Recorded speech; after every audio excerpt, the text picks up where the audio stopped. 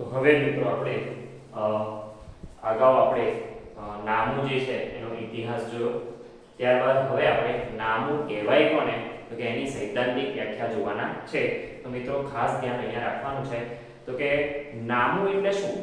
તો કે નામું એ નાણાના એકમમાં માપી શકાય તેવા વ્યવહારો નોંધવાની, તેનું વર્ગીકરણ કરવાની, તેનું પૃથક્કરણ કરવાની, તારણ કાઢી વિશ્લેષણ કરી અર્થઘટન કરવાની એવી કળા છે કે જે તેનો ઉપયોગ કરનારાઓને ધંધાકીય નિર્ણય લેવામાં મદદરૂપ થાય છે. ખાસ ધ્યાન રાખજો મિત્રો, નામું એ નાણાના એકમમાં માપી શકાય તેવા વ્યવહારો, માત્ર નાણાના એકમમાં માપી શકાય તેવા જ વ્યવહારોને નોંધે છે, તેનું વર્ગીકરણ કરે છે, તેનું પૃથક્કરણ કરે છે, તારણ કાઢી વિશ્લેષણ કરે છે, પછી અર્થઘટન કરે છે. અને આ નામું એવી કળા છે કે આનો જે ઉપયોગ કરશે એ લોકોને ધંધાકીય નિર્ણય લેવામાં નામું મદદરૂપ થાય છે. તો કે આ વ્યાખ્યા આપણે લખવાના છે.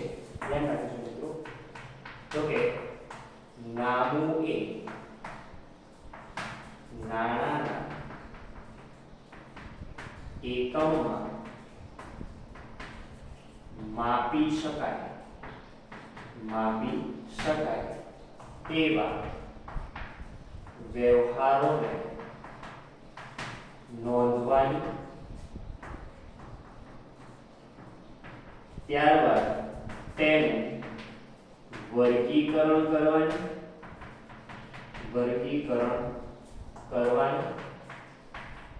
ત્યારબાદ પૃથક્કરણ કરવાની અને તારણ કાઢી વિશ્લેષણ કરી અર્થઘટન કરવાની એવી કળા છે કે જેનો ઉપયોગ કરનારાઓને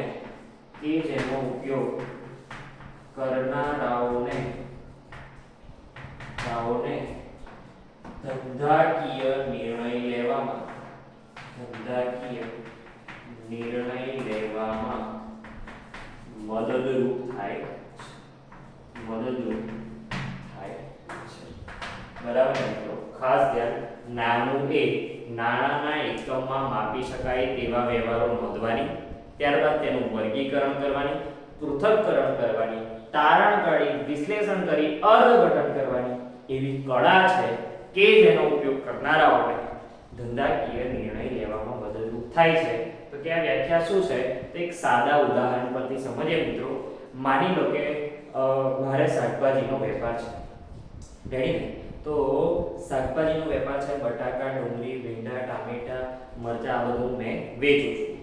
હવે મેં વેચાણ શરૂ કર્યું અને રાત્રે જ્યારે હિસાબ કરવા બેઠો ત્યારે મેં આપણે વ્યાખ્યા શું બોલે, નામું એ નાણાના એકમમાં માપી શકાય તેવા વ્યવહારો નોંધવાની, ત્યારબાદ એનું વર્ગીકરણ કરવાનું. ટામેટા કેટલા વેચાયા, બટાકા કેટલા વેચાયા, ડુંગળી કેટલી વેચાઈ, રેડી ને, ભીંડા કેટલા વેચાયા, મરચા કેટલા વેચાયા, તો એનું વર્ગીકરણ કર્યું. ત્યારબાદ એનું પૃથક્કરણ કરવાનું કે ડુંગળી વધારે વેચાઈ કે બટાકા વધારે વેચાયા, ટામેટા વધારે વેચાયા કે ભીંડા વધારે વેચાયા કે મરચા વધારે વેચાયા. ત્યારબાદ તારણ કાઢવાનું કે આજે ટામેટામાં મજા આવી નથી, એટલે ટામેટા જે છે એ વેચાયા પણ નથી અને બગડી પણ જાય છે, એવું તારણ કાઢ્યું. પછી વિશ્લેષણ કરવાનું કે ટામેટા જે છે બગડી પણ જાય છે વહેલા અને વેચાયા પણ નથી, એનો ભાવ પણ વધારે છે, તો આવતીકાલે ટામેટા લાવીશું નહીં. એ રીતે મરચા છે તો કે મરચા એક વેચાયા નથી અને એમાં નફો પણ ઝાઝો મળતો નથી, તો આવતીકાલે મરચા લાવીશું નહીં. તો આ શું છે મિત્રો? નામું એ નાણાના એકમમાં માપી શકાય તેવા વ્યવહારો નોંધવાની, તેનું વર્ગીકરણ કરવાનું, ત્યારબાદ તેનું પૃથક્કરણ, તારણ કાઢી વિશ્લેષણ કરી અર્થઘટન કરવાનું કે આટલું થયું છે, આટલું થયું નથી, તો આવતીકાલે આ કરવાનું થતું નથી. તો એ શું છે મિત્રો? કળા છે. અને આ કળા એ ધંધાકીય નિર્ણયો લેવામાં મદદરૂપ થાય છે. એટલે ફરીથી નામું એ નાણાના એકમ એકમમાં માપી શકાય તેવા વ્યવહારો નોંધવાની, તેનું વર્ગીકરણ કરવાની, પૃથક્કરણ કરવાની, તારણ કાઢી વિશ્લેષણ કરી અર્થઘટન કરવાની એવી કળા છે કે જેનો ઉપયોગ કરનારાઓને ધંધાકીય નિર્ણય લેવામાં મદદરૂપ થાય છે. બીજી ચોપડીની પણ વ્યાખ્યાઓ છે અમેરિકન ઇન્સ્ટિટ્યૂટ ઓફ એકાઉન્ટની, તો કે એ બધી વ્યાખ્યાઓ પણ છે એ ડાયરેક્ટ આપણે ચોપડીમાંથી જ લખવાના છે, તો કે એમાં પણ સીધી જ વાત કરી છે, જોઈ લઈએ એ વ્યાખ્યાને. તો કે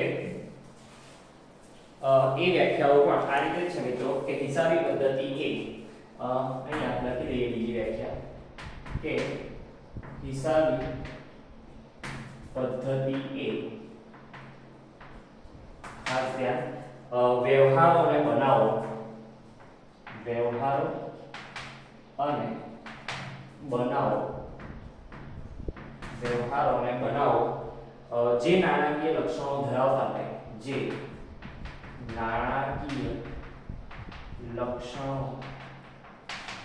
ધરાવતા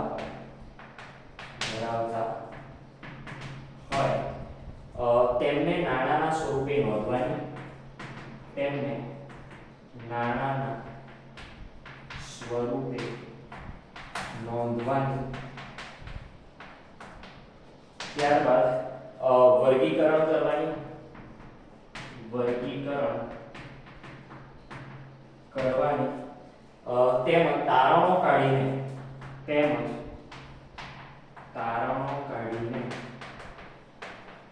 તેનું અર્થઘટન કરવાની, તેના પરિણામોનું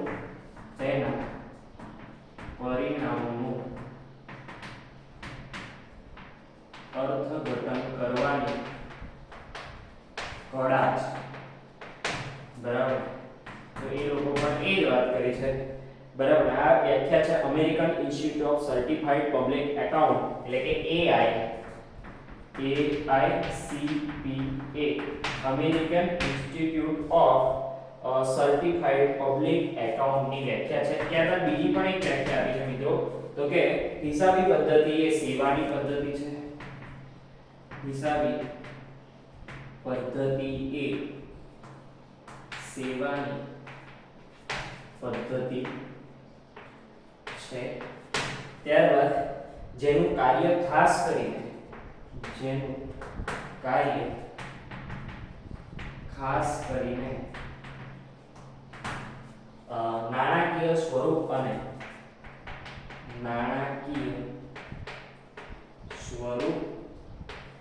અને પ્રવૃત્તિ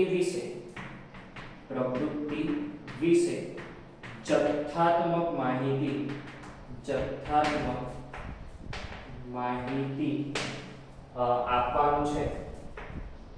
આપવાનું છે, જેનો હેતુ આર્થિક નિર્ણયોમાં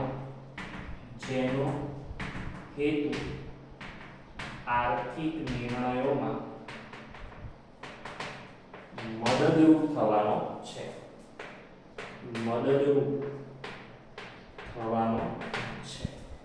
રેડી મિત્રો, તો કે આ વ્યાખ્યા છે અમેરિકન સ્ટાન્ડર્ડ કાઉન્સિલ એટલે કે ASC ની વ્યાખ્યા છે. રેડી મિત્રો, તો કે અહીંયા જે વ્યાખ્યાઓ આપી છે એમાં આપણે જે વાત કરી છે એ જ વાત કરી છે મિત્રો, પણ આપણે બધું ભેગું કરીને એક વ્યાખ્યા અહીંયા બનાવી છે. પણ અહીંયા હિસાબી પદ્ધતિ વ્યવહારોને બનાવો જે નાણાકીય લક્ષણો ધરાવતા હોય એટલે કે નાણાંના એકમમાં માપી શકાય એવા વ્યવહારો હોય એ, બાકીના વ્યવહારો નોંધતું નથી નામું, તેમને નાણાંના સ્વરૂપે નોંધવાની, વર્ગીકરણ કરવાની તેમજ તારણો કાઢીને તેના પરિણામોનું અર્થઘટન કરવાની શું છે? કળા છે. તે નામું મિત્રો કળા છે. રેડી ને? તો આ રીતે જે છે આ ત્રણ વ્યાખ્યાઓ હોઈ શકે છે. આપણે આ વ્યાખ્યાને યાદ રાખવાની છે. રેડી મિત્રો, તો આ બધી જ વાતો છે તો કે આપણે વ્યવસ્થિત રીતે લખીશું અને તૈયાર કરીશું. અધરવાઇઝ જો લખીશું નહીં અથવા તો તૈયાર નહીં કરીએ તો આ બધી બાબતોમાં કંઈ ટપવો પડશે નહીં, કેમ કે આ કોમર્સ છે મિત્રો. બરાબર, એટલે સિરિયસ થવાની જરૂર છે.